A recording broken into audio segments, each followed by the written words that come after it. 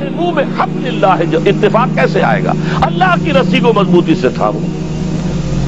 یہاں ایک سوال پیدا ہوتا ہے کہ اللہ کی رسی کون سی ہے؟ بلکہ ایک بڑا تلخ واقعہ کی یاد میرے ذہن میں ایک تلخی کی حیثیت سے ہے۔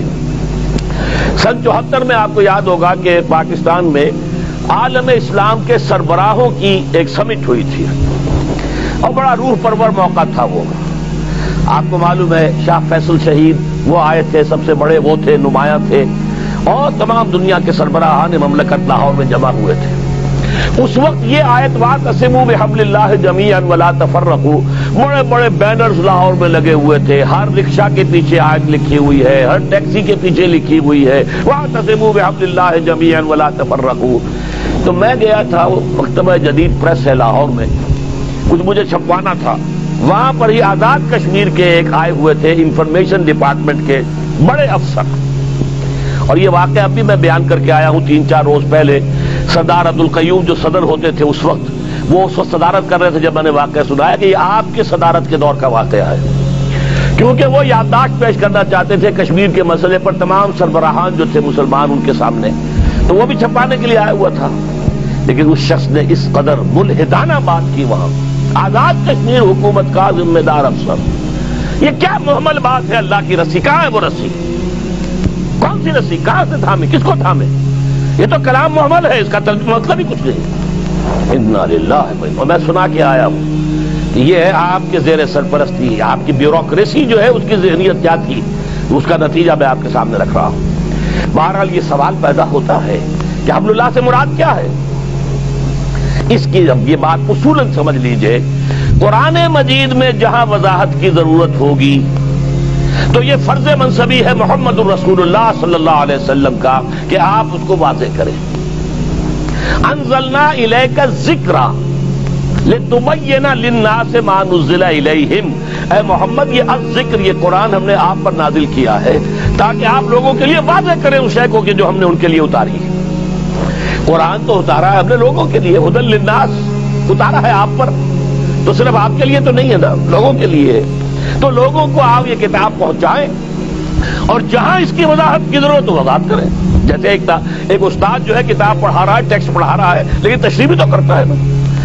حضور نے فرمایا، حضرت علی رضی اللہ تعالیٰ عنہ سے روایت ہے، فرماتے ہیں کہ ایک موقع پر حضور نے فرمایا انہا ستکون فتنۃ، حضور نے خبر دی ان قریب ایک بہت بڑا فتنہ رونما ہوگا۔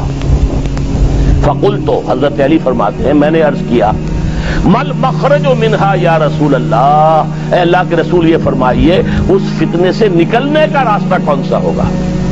یہ مخرج بڑے بڑے حالوں میں لکھا ہوتا ایگزٹ، اور عربی میں مخرج لکھا ہوتا ہے عرب ممالک میں سرخ روشنی کے ساتھ۔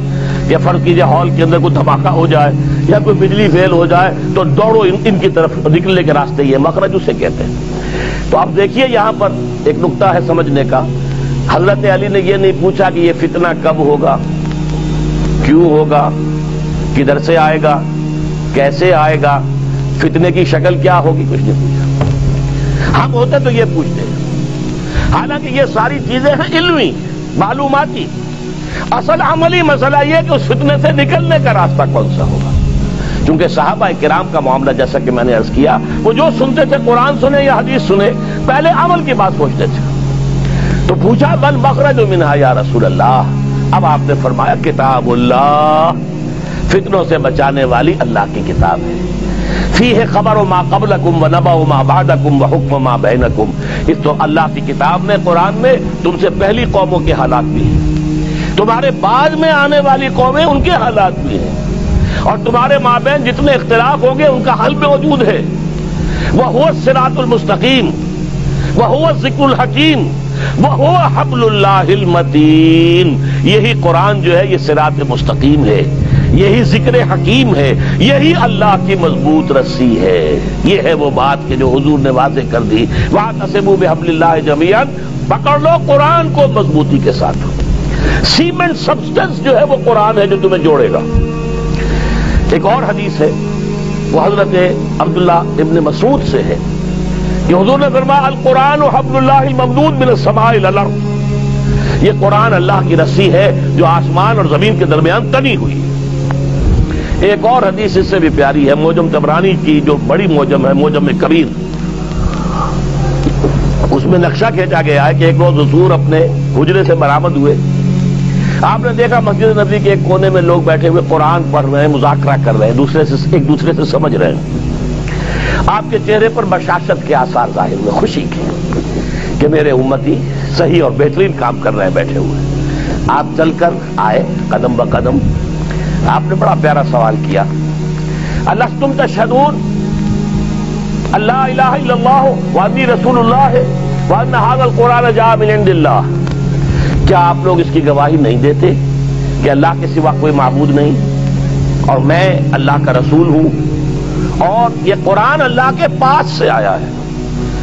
سب کا جواب کیا؟ بلا یا رسول اللہ، بلا یا رسول اللہ کے رسول، یقیناً ہم گواہ ہیں اس پر۔